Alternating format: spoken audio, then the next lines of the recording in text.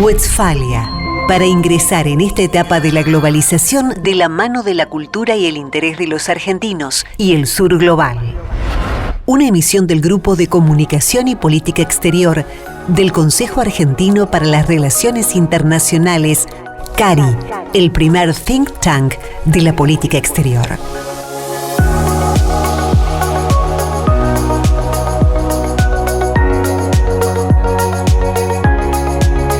Hace más o menos 10 años, no menos, debía ser, bueno, no importa, cuando estaba por asumir Obama en los Estados Unidos, yo ya lo conocía, pero tuve el placer de escucharlo al doctor Mariano Agustín Causino.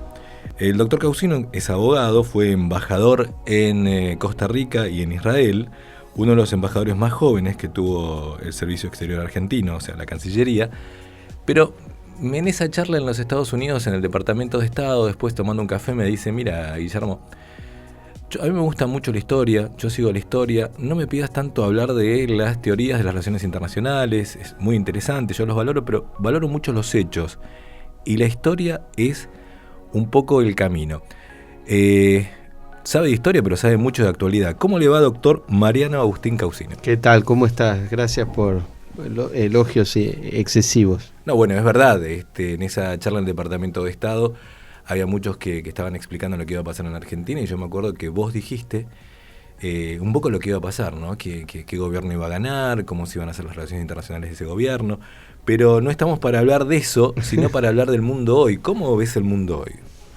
Bueno, muchas gracias por invitarme. Yo te diría que el mundo hoy, en el año 2023, allá más de 30 años del fin de la Guerra Fría, lo que está experimentando es una situación más complicada de la que se esperaba naturalmente en ese entonces, y que tiene las dificultades derivadas de un malentendido que hay en torno al orden mundial vigente y a la legitimidad del orden mundial vigente entre las tres grandes potencias que hay en el mundo, que son en el siguiente orden los Estados Unidos, China y Rusia. Dado que la Unión Europea, si bien sería el cuarto actor más importante, o el tercero si se quiere, pero con el hecho de que al no ser un Estado nacional, en rigor como actor político global, no le puedo dar esa entidad que sí le puedo dar a los otros tres, como capacidad unificada de decisión política. Pero, ¿qué es lo que te quiero decir? En el mundo que surge después del fin de la Guerra Fría, ese nuevo orden mundial, aparece Estados Unidos como la única superpotencia remanente del sistema. Eso después de la caída del muro. Después de la caída del muro y de la caída de la Unión Soviética. Ahí se produce una disrupción histórica de enorme envergadura que genera un nuevo orden mundial. Ahora, la particularidad es que en el siglo XX rigieron tres ordenamientos globales, porque surgió el orden global anterior a la Segunda Guerra Mundial, el posterior a la Segunda Guerra Mundial y el posterior al fin de la Guerra Fría. Ahora, este orden global surgido en 1991, 1989, 1991, se está agotando, porque en realidad el cambio profundo que ha habido en estos últimos 30 años, ya desde antes, desde la modernización de la economía china, ha hecho que el mundo hoy no es el mismo que el de 1991. Bueno, el 11 de septiembre de 2001. A su vez, el 11 de septiembre del 2001, la crisis financiera internacional precisamente del 2008, han generado esta situación. Ahora, ¿cuál es el problema? ¿Cuál es la dificultad que hay en el mundo actual? Que todos los problemas globales, por ejemplo, la lucha contra el terrorismo, la lucha contra la prevención de la ciberseguridad, los problemas ambientales, los problemas de pandemias, las guerras comerciales, todos esos problemas y otros, todos esos problemas globales que requieren una atención global, no se pueden resolver, no se pueden atacar, no se pueden ni siquiera administrar adecuadamente por el hecho de que hay una comunicación muy deteriorada entre los Estados Unidos y China y una prácticamente incomunicación entre los Estados Unidos y Rusia, con el agravante de que Rusia y China se han unido en una alianza de intereses que es contraria a los intereses de Occidente. Y eso genera el problema que hay hoy. En el medio está la guerra de Ucrania, y en el medio hay una eventual escalada que podría suponer una amenaza a la paz y a la seguridad internacional, porque estamos hablando de un país, uno de los países involucrados es poseedor del arsenal nuclear más grande del mundo. Esas son las dificultades que tiene el mundo hoy. Amén de otras realidades que son enormemente positivas, ¿no? Porque ha surgido una comunidad digital, ha surgido un avance tecnológico que no tiene freno y que ha mejorado enormemente la calidad de vida de las personas en el mundo, en promedio al menos. Así que yo diría que esas son las dos situaciones que estamos viendo. ¿Cómo ves la posibilidad que Rusia le pase un poco el régimen de Putin después de cuántos años está? Desde el 2000. Sí, 24 años. 24 años.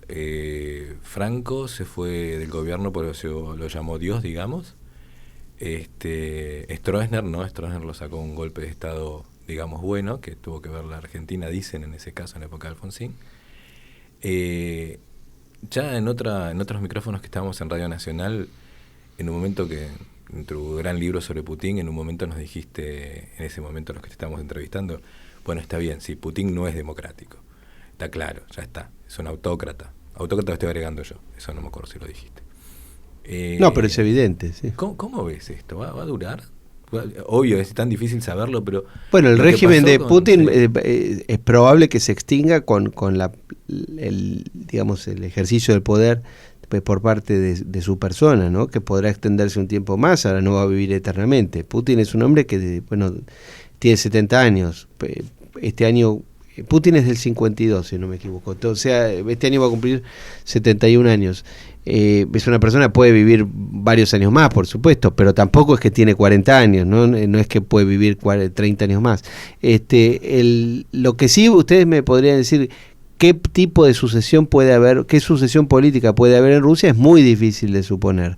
Rusia claramente no es un país democrático, no es un país liberal, es un país que tiene un sistema autocrático. Ahora, lo que también hay que decir es que Rusia nunca fue un país democrático, de modo tal de que aquellos que dicen que en Rusia hay un retroceso democrático, Boris Yeltsin ganó en sí, pero Boris Yeltsin tampoco, durante los 90, cuando cae la Unión Soviética y la Federación Rusa adopta una constitución... Estaba más cercano, en poliarquía estaría más cercano a una democracia en ese momento. Relativamente, porque en rigor lo que ocurrió allí fue que se adoptaron algunas instituciones, se creó una constitución, pero al poco tiempo hubo que reformarla. En el 93 hubo una crisis constitucional donde se creó una constitución casi a la medida de la necesidad del Ejecutivo, que la lideraba Yeltsin, y en rigor, en lo esencial, es la misma constitución que rige hoy. Lo que sucede es que Yeltsin era una figura que generó finalmente un liderazgo muy débil por su propia debilidad personal, porque requería una asistencia permanente de financiamiento externo. Fue sostenido enormemente por la administración Clinton. De hecho, su reelección en 1996 fue casi milagrosa, fue una operación hecha, es así que fue una intervención exterior, probablemente para bien, pero fue una intervención total de la Casa Blanca para salvar el gobierno de Yeltsin, porque en la elección inmediata anterior, en la parlamentaria del 95, habían ganado los comunistas. Había la posibilidad de un retorno del comunismo. Entonces el gobierno de Clinton, a través de Dick Morris y de otros asesores de imagen en ese momento, que estaban muy de moda, lo asistieron a Yeltsin y lograron revertir esa elección, y Yeltsin ganó la reelección julio del 96, inmediatamente antes de la reelección de Clinton, al punto tal que en sus memorias ellos mismos, Clinton mismo dice que festejaron como su propia reelección, porque la posibilidad de que Rusia cayera nuevamente en manos de un neocomunismo era muy peligrosa. ¿Qué diferencias ves en los libros que escribiste entre el estilo de Putin hoy, bueno, ya es una situación difícil, ¿no?, y el tradicional autoritarismo comunista de la Unión Soviética? Bueno, ¿qué pasa? Rusia en realidad es un país que tiene instituciones muy débiles, porque es un país con una... la ley o el ordenamiento jurídico no es la base del sistema, como puede ser en un país anglosajón. Por eso los países a veces de Europa del Este tienen parecidos con los países nuestros, con los países latinoamericanos, aunque parezca mentira. Los países de Europa del Este y de América Latina son las dos periferias de Occidente, son lugares donde hay notas comunes, hay caudillismo, hay debilidad institucional, y muchas veces los gobiernos se suceden en una especie de sucesión ilimitada de que va de la anarquía a la tiranía, porque esos países, al no tener instituciones sólidas, caen en la anarquía, y para resolver la anarquía la manera más eficaz de resolver una anarquía es con una tiranía, pero cuando la tiranía esa cae por una razón o por otra, suele ser sucedido o por otra tiranía o por una situación anárquica, no por el florecimiento de una democracia liberal como a todos nos gustaría. Eso ocurre, y ha ocurrido lamentablemente muchas veces en Latinoamérica, y ha ocurrido muchas veces en Europa del Este. Los países de Europa del Este que se han modernizado enormemente ahora, que andan relativamente muy bien, porque es porque están bajo el paraguas de protección de la OTAN y bajo el paraguas económico, ordenamiento económico de la Unión Europea. Me refiero a Polonia, o me refiero a Hungría, o incluso a países más pequeños como Bulgaria y demás. Ahora, vos me preguntás, ¿cuál es la nota constante? La política exterior rusa prácticamente es la misma durante el Imperio zarista, durante la Unión Soviética y hoy, porque tiene que ver no con una ideología, sino con el interés nacional de ese país, que está sustentado en una enorme planicie interminable, pero sin fronteras naturales decisivas, y eso es lo que ha llevado a los rusos a una expansión permanente de su territorio en búsqueda de seguridad. Porque así como nosotros vemos a Rusia como un país invasor, Rusia entiende que Occidente los ha invadido permanentemente, que los invadieron los polacos, los lituanos, Napoleón, la Alemania nazi, y ahora la expansión de la OTAN.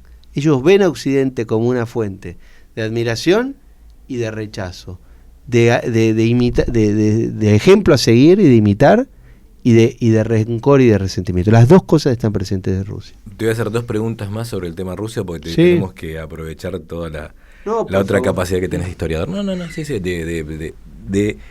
vos no te gusta que te diga historiador y tenés razón. Soy historiador amateur. Exacto, de alguien que valora mucho la historia como herramienta para entender el presente y el futuro.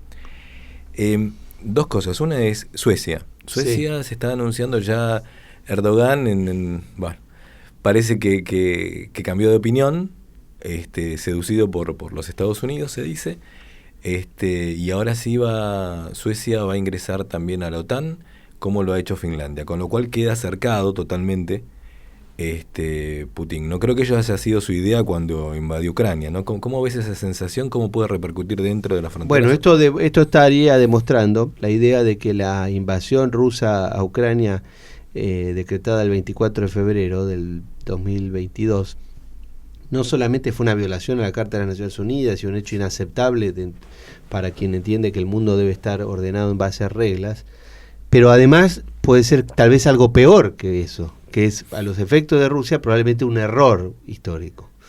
Es probable que haya sido un error, porque si ustedes piensan, la invasión lo que buscó, ellos no hablan de invasión, por supuesto, no reconocen haber invadido el país, lo que sostienen es que hicieron una operación militar especial, pero detrás del eufemismo de si fue una cosa u otra, objetivamente hubo una violación de la soberanía ucraniana. Pero el objetivo era impedir que la OTAN avanzara y la posibilidad de que Ucrania cayera en manos de la OTAN. Ahora, al mismo tiempo se logró un retroceso en el hecho de que Finlandia, un país que tenía un estatus internacional a tal punto que existe un término que es la finlandización, la idea de que es un país de la esfera occidental pero que conserva una muy buena relación con Rusia a los efectos de no alterar o de no provocar sus intereses, una vulneración de sus intereses de seguridad. El hecho de que esos dos países entren a la OTAN es un problema para Rusia, por supuesto. Ahora, al mismo tiempo Rusia avanzó, invadió y no anexó, pero sí logró, en algunos casos anexó y en otros logró consolidar estas regiones separatistas prorrusas en el sur y en el este de Ucrania. Y en ese sentido sí es un avance ruso. De modo tal que la guerra es difícil de medir, si la guerra la está ganando Rusia o la está ganando Ucrania o quién la está ganando, porque de acuerdo a cómo se interprete, uno podría decir hay un triunfo o hay una derrota. Lo que yo creo que en el plano histórico es probable que esta guerra tenga más costos que beneficios para Rusia, porque le ha implicado varias cosas muy negativas. Una muy negativa es que esta guerra determinó un quiebre en la relación ruso-alemana. Y en ese sentido han sido perjudicados los dos países. Han sido perjudicada Rusia y muy perjudicada Alemania. Por el contrario, intereses económicos y empresariales y de lobbies empresariales británicos y americanos, pero sobre todo británicos, han sido beneficiados por esto, sobre todo en el plano de la energía. lo que ha ocurrido, me parece que podría ser el corolario de esta situación, es que de estas 4 grupos que hablábamos antes, estas 4 unidades de poder, Estados Unidos, China, la Unión Europea y Rusia, han quedado más fortalecidos los 2 primeros, Estados Unidos y sobre todo China, porque Estados Unidos hoy tiene un control geopolítico mayor mejor dicho, la Unión Europea tiene una dependencia geopolítica mayor de Estados Unidos que la que tenía hace 2 años, y Rusia ha quedado geopolíticamente más dependiente de China que lo que estaba hace 2 años, por ese quiebre de la relación entre Rusia y la Unión Europea, que en realidad es un dato que debería propender la Unión Europea y Rusia, y que esta situación la quebró. Ahí hay un error del liderazgo ruso, indudablemente, probablemente inducido por algún sector occidental, es probable que lo hayan llevado a cometer esa situación, yo no lo puedo probar, pero es dable suponer que puede haberse generado eso, y un beneficiario enorme en China. Mariana, había un historiador inglés, creo que era marxista, que escribió La caída de los grandes poderes, desde 1700 hasta la Segunda Guerra Mundial. En un momento compara la producción de armamento, la producción industrial y el PBI, o el PIB como le dicen los académicos, de lo que era la Alemania nazi versus los aliados, y se ve en la producción de todo, industrial, todo, la diferencia que había año a año, y en esa proyección lo que da a entender es, bueno, era esperable que Alemania perdiera. Si uno compara, imagino, la Unión Europea y los Estados Unidos, los países de la OTAN, versus Rusia, e inclusive quizá China, pero China no está tan aliada en el sentido, si se quiere, de producción militar ahora con Rusia, que se sepa. Es inevitable que Rusia va a perder en largo plazo.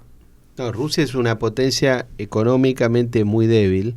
Claro, tiene el PBI de Italia. Tiene el PBI de Italia aproximadamente, y tiene...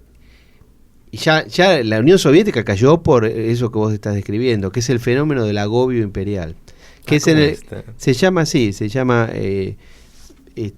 la traducción al castellano es más o menos agobio imperial. Es la idea de que las potencias siempre les ocurre lo mismo, que cuando empiezan a desarrollar un poderío económico importante, eso trae aparejado el despliegue de un desarrollo militar a los efectos de ofrecer seguridad y defensa a esa situación, que termina generando un aparato mismo de expansión política que termina siendo insustentable por esa misma economía. Eso le pasó a todos los imperios de la humanidad. Le pasó a Roma, le pasó al Imperio Español, le pasó al Imperio Británico, le pasó a la Unión Soviética. La última experiencia clara en la historia del mundo es la experiencia de la disolución soviética. ¿Por qué la Unión Soviética cayó en 1991? La Unión Soviética podría haber caído en rigor antes o después. Pero ¿qué pasó? ¿Por qué cayó en el año 1990, a fines de los 80? Hay un libro muy bueno de Amalrik, creo que se llamaba, que se llama Will the Soviet Union Survive 1984, que era le puso esa fecha, 1984, porque fue escrito en 1969. Este autor dijo, ¿aguantará 15 años más? Entonces coincidió 1984, ¿no? Nada que ver con Orwell. Nada que ver con Orwell. Bien. No, el de Orwell creo que es porque invirtió los números. Pero la tesis, ¿cuál era básicamente? Este sistema no soporta más, el socialismo es un error, el comunismo no puede funcionar, como se probó que funcionaba muy mal, y que finalmente la ideología socialista es parte de una premisa equivocada y termina no funcionando, o funcionando tan mal que su población vive horriblemente mal y a la larga es insustentable, como pasa de pronto en Cuba o en otros países que solamente subsisten porque tienen una asistencia externa, ¿no? Como tenía de la Unión Soviética o de Venezuela hoy, pero además con un nivel de vida espantoso de su población. Pero sacando esos casos, lo que quiere decir es, si el socialismo no funciona más, esta sociedad va a terminar colapsando, como anticipó George Kennan, que dijo la teoría de la doctrina de la contención soviética. Decía, finalmente la Unión Soviética va a caer por sus propias contradicciones, por sus propias ineficiencias internas. Ahora, ¿por qué sobrevivió hasta 1991? Porque lo que ocurrió es que en la década del 60, la Unión Soviética descubrió yacimientos de gas y de petróleo en Siberia mayores a los que había, y eso le permitió aumentar la producción de petróleo y de gas, Y le ocurrieron dos cosas más positivas en la década del 70, que es el shock petrolero que surge después de la guerra de Yom Kippur en 1973, que cuadruplica el precio del petróleo, y después del shock el segundo shock petrolero, que es el que ocurre después de la revolución iraní en 1979. Esa combinación de tres cosas, la aparición de yacimientos en Siberia y dos aumentos exponenciales del precio del petróleo, hicieron que durante la década del 70 la Unión Soviética vivió el mejor periodo de su historia. Nunca se vivió mejor en la Unión Soviética que en los 70. Ahora, vos me podrás decir, se vivía muy mal en los 70 en la Unión Soviética. Por supuesto que se vivía muy mal si uno lo compara con cómo se vivía en Europa Occidental o en los Estados Unidos. Pero si usted compara cómo se vivía en la Unión Soviética en 1970 con respecto a cómo se vivía en los 60, en los 50, que todavía en la época de las purgas de Stalin, o en la guerra, lo que ellos llaman la Gran Guerra Patriótica, o en los 30, las hambrunas de Stalin y las purgas primeras de Stalin, o en la época revolucionaria, o si me voy más atrás, en el periodo de la servidumbre del fin de la era zarista. En la década del 70 la Unión Soviética vivió su mejor periodo. Ahora, ¿qué pasó en esa década? Los líderes del Kremlin se enloquecieron, se creyeron que podían dominar el mundo, realmente creyeron que podían, y es más, en Occidente se creía que la Guerra Fría la iba a ganar la Unión Soviética. Eso lo llevó a una expansión enorme, a una expansión del gasto militar enorme, y eso es lo que provoca un error catastrófico cuando invaden Afganistán en diciembre del 79. Se produce al poco tiempo el cambio de gobierno de los Estados Unidos, y Ronald Reagan, cuando llega a la presidencia de los Estados Unidos en enero de 1981, él tomó una decisión doble, que es acelerar provocarle la caída a la Unión Soviética a través de dos medidas. Por un lado, aumenta enormemente el gasto militar americano. El sistema de la Guerra Fría implicaba que cada dólar que Estados Unidos ponía en defensa, la Unión Soviética tenía que poner otro dólar. Claro. Acelera la carrera espacial. Obliga a la Unión Soviética a un gasto militar que no puede soportar. Y como si fuera poco eso, hace un pacto con Arabia Saudita y derrumban el precio del petróleo, porque Arabia Saudita aumenta la producción de petróleo. Y si ustedes miran a partir de 1985, 1986, el precio del petróleo se derrumba. Si yo no me equivoco, algo así como de 20 a 6 dólares el barril. ¿Eso qué provoca en la Unión Soviética la segunda mitad de los 80, cuando ya está Gorbachev en el poder? Que tienen que aumentar el gasto de defensa para competir con Estados Unidos, y a su vez les entran cada vez menos petrodólares. Y eso es lo que termina acelerando esa situación de agobio imperial que termina como termina. Esa es la razón por la cual cayó la Unión Soviética en fines de los 80. ¿Podría haber caído 20 años antes? Sí. ¿Podría haber subsistido 20 años más? Sí, porque cuando Putin llega al poder, en 1999 el petróleo valía $19. Cuando Putin termina la década en el 2008, el petróleo llegó a $147. Y ahora está 80 más o menos. Y ahora está un poco menos, sí. Bueno, vieron para lo que sirve la historia, ¿no? Que Mariano, algo que nunca se dijo en los medios, cambiando el ángulo de la información. Sí. ¿Cómo están tus libros de historia? ¿Cuáles son los últimos? Bueno, yo he escrito, como vos bien dijiste, 2 libros sobre relaciones entre Rusia y Occidente, Rusia y los Estados Unidos. Y después escribí algunos libros de política internacional argentina.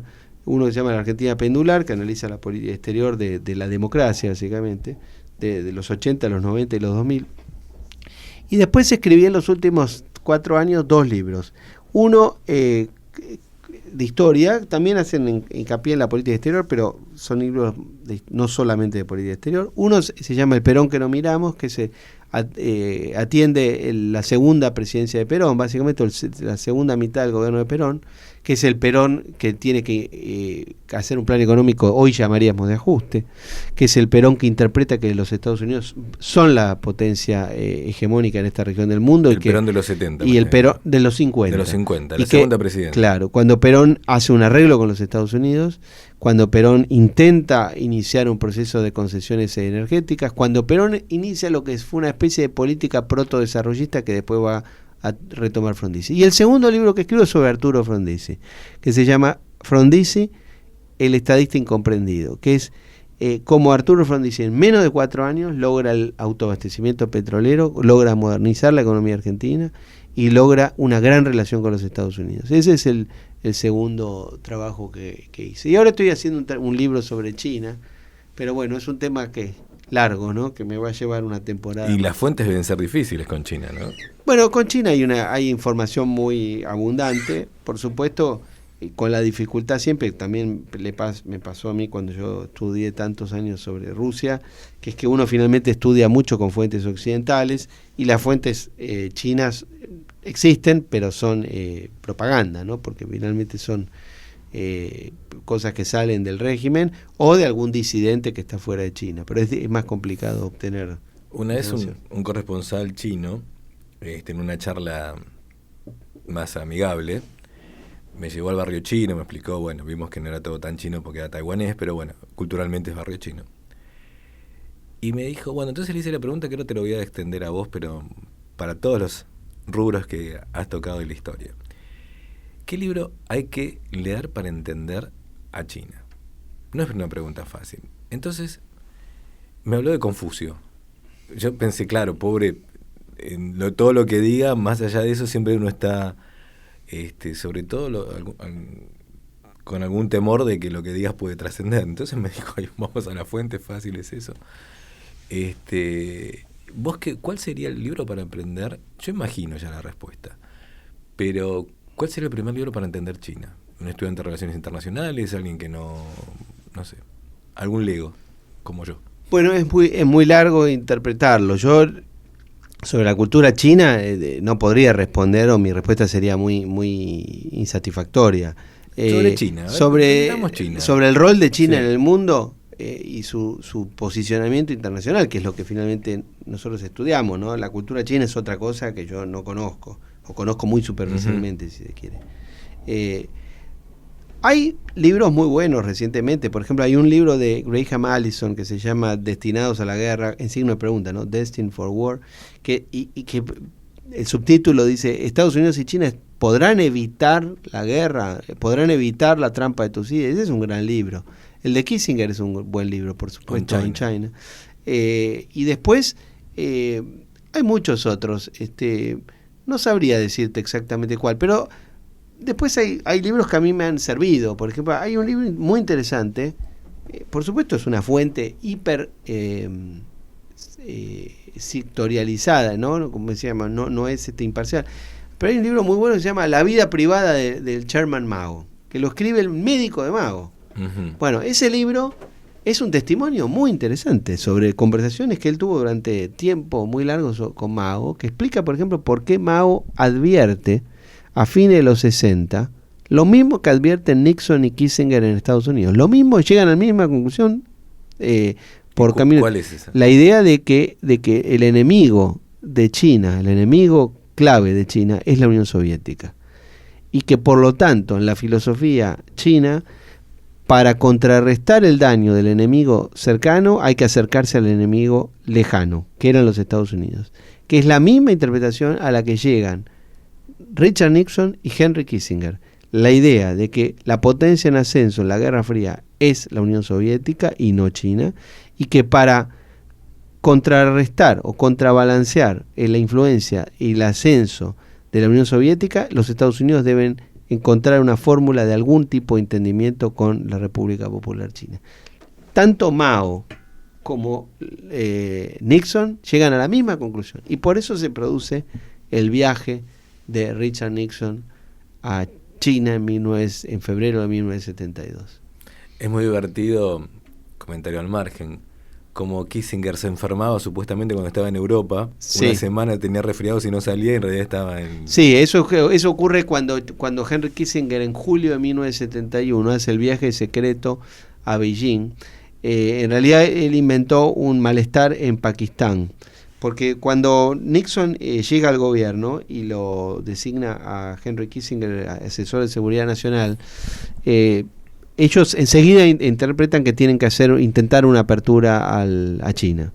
Y ya Nixon lo había anticipado esto en un Foreign Affairs, en un artículo que se llama Asia After Vietnam, en octubre del 67, cuando dice que el mundo no puede tolerar que el país más poblado del mundo viva en aislamiento y que hay que reincorporar a la familia de naciones. Cuando ellos llegan al gobierno, se encuentran con la situación de que tienen que intentar un acuerdo, no un acuerdo, pero una búsqueda de comunicación con China, con quien hace 25 años no había relaciones, pero no tienen cómo hacerlo, porque no hay forma de lograrlo por el hermetismo chino. E intentan 3 caminos. Se abre una posibilidad de una negociación a través de Polonia, del embajador chino en Polonia, pero no funciona. Y después se intentan 2. Uno a través de Pakistán, que es el que finalmente funciona y el que termina siendo el canal efectivo. Y otro te voy a sorprender. Decime. El otro intento que hubo para armar una relación, una apertura a China, la hace el gobierno, la administración Nixon, con el gobierno rumano, de Nicolae Ceausescu. Porque Ceausescu era un hombre que tenía una relación tan mala con Moscú, contrariamente a lo que uno podría suponer, que tenía al mismo tiempo una relación importante con Mao. E intentan el camino rumano. Pero finalmente se utiliza el camino de Pakistán, y como vos bien decís, en julio del 71, Henry Kissinger, como asesor de seguridad nacional, viaja a Pakistán y dejan libre un fin de semana en el cual lo que comunican es que Kissinger estaba enfermo y que tenía que hacer reposo por un par de días, y que en ese periodo no se sabe nada, fin de semana no pasa absolutamente nada. El avión americano del secretario de Estado queda en Pakistán, y él viaja a Beijing en un avión no sé si del gobierno o de la línea aérea pakistaní, no me acuerdo ahora, pero en un avión que nadie sabía que iba a Kissinger. Ahí lo acompaña un funcionario del Departamento de Estado que se llama Windsor Lord. Él finalmente va a ser embajador en China en los años 80, Windsor Lord, y secretario de Estado adjunto para Asia en la administración Clinton. Pero Windsor Lord tiene un libro muy lindo que se llama Kissinger on Kissinger, que es un diálogo que él tiene con Kissinger, en el cual cuenta y relata en detalle toda esta situación, cómo él llega a Beijing. Incluso cuenta algo muy simpático, que cuando están viajando y les anuncian que están por ingresar al espacio aéreo chino desde Pakistán, él va a la cabina del avión con los pilotos pakistaníes y se queda en la cabina. Entonces cuando vuelve a donde estaba sentado Kissinger, le dice: yo soy el primer norteamericano que llegué a China en 25 años, porque es el primero porque iba a la cabina del avión, entonces es el primero que entra al espacio aéreo. Sí, lo cierto es que ese viaje muchas veces se ha preguntado mucha gente, ¿hoy se podría hacer ese viaje con los teléfonos, se podría lograr ese nivel de secretismo, ¿no? Bueno, difícil de imaginar, si ¿no? se logra no lo sabemos. No, pero en una democracia como Estados Unidos, en un gobierno hermético como el chino o el ruso, ahí podría ser, pero hoy se podría lograr ese nivel de operación, en el cual se explicó la idea de que el secreto es parte a veces de la diplomacia, ¿no? Bueno, vamos a decir, el círculo de la información, el circuito de la información ahora es mucho más rápido. Exacto. No ha cambiado en esencia, pero es muchísimo más rápido y las fuentes son más diversas. Quizás sería más difícil, no digo que imposible. Pero bueno, mira, nos queda acá Germán. Esto se está grabando, como ustedes saben, en Millennium. Y Germán nos está avisando que nos queda poco tiempo. Germán es el gran operador que tenemos. Así que vamos a hacer otro programa que hable de Frondizi. Pero antes que nos vayamos, pero déjame hacer esta pregunta. Dame, Germán, dame un poquito más.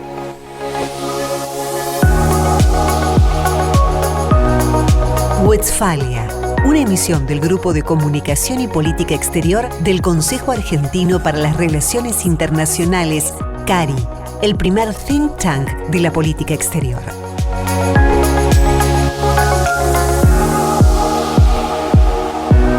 Gracias, don Germán Cipolla, pero denos un changüí. El changüí es el siguiente. Frondizi, yo tuve la suerte de tocarle el timbre antes que muriera frente al hospital alemán, y me atendió. Y me contó, cosa que después lo contó y vos lo debés saber mejor que yo, que el presidente Kennedy le había pedido que intercediera por Cuba. Por eso recibió al Che Guevara, se le armó flor de lío acá adentro. cuando estaba en Punta del Este, vino a la casa, a la Quinta de Olivos, creo que ya era. ¿Pasó eso? ¿Qué sabes de eso? Que Frondizi te haya dicho eso a vos y a mucha gente, eso sí es cierto. Lo que yo, después de haber estudiado el tema bastante y de haber hablado con gente de la época, por ejemplo con Oscar Camilión, canciller que era vicecanciller, después fue canciller, pero tiempo después, pero que en ese momento era subsecretario de Relaciones Internacionales y había sido número 2 en Brasil, etcétera, pero una persona cercana, muy importante de la política exterior de Frondizi.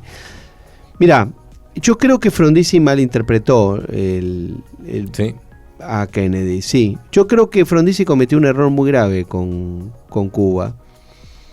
Si bien, no es que, además tampoco es que importante que lo piense yo, sino que es lo que yo he interpretado de lo que me ha dicho, por ejemplo, Camilión, que pensaba eso. Frondizi comete un error con Cuba en el sentido de que paga un precio enorme internamente, no midiendo la relación de fuerzas que eso y que existía y que eso iba a provocar, a cambio de nada, porque no tuvo la política de recibir al Che Guevara, no tuvo ningún beneficio para Frondizi. La interpretación más posible es que Frondizi había tenido que hacer una serie de concesiones muy grandes durante su gobierno. Había tenido que nombrar al Sogaray, había tenido que nombrar ministros que provenían de una época política anterior incluso a su protagonismo, porque había tenido que nombrar ministros, por ejemplo, Diógenes Taboada, de otra generación, incluso Cárcano, que era el canciller ya en ese momento, que había sido ministro, para que vos tengas una idea, de Justo, o de Ortiz, no me acuerdo, pero de Justo, de Ortiz. Miguel Ángel Cárcano. Sí. Era un hombre muy grande, tenía 70 años, para esa época era un hombre muy, muy grande. Gran canciller, y una gran personalidad, pero de otra generación. Esa serie de concesiones que había tenido que hacer Frondizi, es probable que en el año 61, donde ya la economía estaba ordenada gracias al plan de estabilización que había logrado Alzogaray, cuando él lo saca Alzogaray, ¿por qué lo saca? Lo saca porque quiere decir yo ahora soy presidente, no porque quería quitarse esa tutela que tenía. Y es probable que Frondizi haya aceptado recibir al Che Guevara diciendo la política exterior es un resorte del presidente y ahí el presidente es el jefe de Estado y es un ejercicio de una especie de soberanía y de nacionalismo, si se quiere, en sus orígenes irigoyenistas. Y probablemente filosóficamente tuviera razón Frondizi, porque la idea que él tenía de que expulsar a Cuba de la OEA iba a provocar que Cuba quedara totalmente dependiente de los soviéticos. Esa idea probablemente era correcta, filosóficamente hablando, y probablemente es lo que haya pasado después. Ahora, ¿tenía el presidente de Argentina el respaldo suficiente para hacer eso? Evidentemente no. ¿Eso provocaba a las Fuerzas Armadas de una manera innecesaria? Evidentemente sí. Ahora, Frondizi no cae por esa situación. Frondizi cae cuando comete un error muy grave el ministro del Interior, Vítolo, que fue un gran ministro del Interior, pero se equivoca en una cosa final, que es la idea de creer que le van a ganar al peronismo en la elección del 18 de marzo del 62, y eso es la gota última que rebalsa el vaso, y el que provoca la reacción totalmente irracional, vista históricamente, de las Fuerzas Armadas, ¿no? Que derrocaron finalmente un gobierno al que acusaban de izquierdista y demás. Era un gobierno proamericano, capitalista, desarrollista, que estaba intentando con el peronismo tener algún entendimiento, la idea de que el peronismo finalmente encauzarlo sin y además te voy a decir algo más, el candidato a gobernador del peronismo, que era Andrés Framini, que iba a tenía su candidato al ministro de Economía de la provincia, iba a ser Antonio Cafiero, que estaba rodeado por peronistas totalmente lógicos y moderados, diríamos hoy. La verdad es que a la Argentina no le iba a hacer ningún daño que Framini fuera gobernador. Fue un error gigantesco, pero en ese momento la relación de fuerzas era esa. Y ahí hubo una equivocación de un gran presidente como fue Arturo Frondizi. Bueno, viene la musiquita, ya nos vamos, así es, vamos a tener que seguir hablando de Frondizi, pero bueno, Kennedy se fue enseguida, lo fueron, así que nunca vamos a poder saberlo. No, bueno, de otro día hablamos de Kennedy, un presidente totalmente sobrevalorado, ¿no? Vamos a traerte otra vez, Mariana Causino. Gracias otra vez, Germán Chipola. Le mandamos un saludo a Agustín Ulanowski, que vaya a saber en qué playa del Caribe está descansando. Nos vemos en una semana. Chao.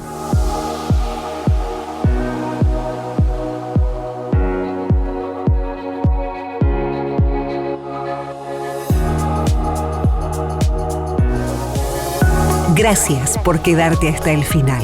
Los esperamos en las diversas plataformas de podcast y en las redes del Consejo Argentino para las Relaciones Internacionales. Las podés encontrar en www.cari.org.ar. Este podcast es un producto del Grupo de Comunicación y Política Exterior del Consejo Argentino para las Relaciones Internacionales.